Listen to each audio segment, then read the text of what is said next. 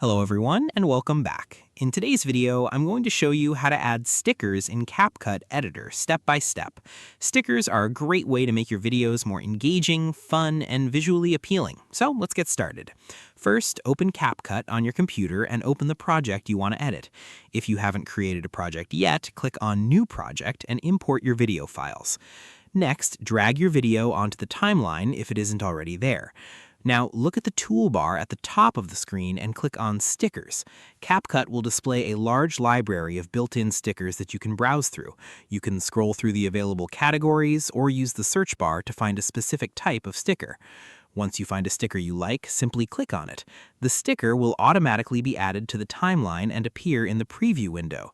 To reposition the sticker, click and drag it anywhere within the preview window. You can also resize the sticker by clicking on it and dragging the corner handles. If you want to rotate the sticker, use the rotation handle and adjust it to your preferred angle.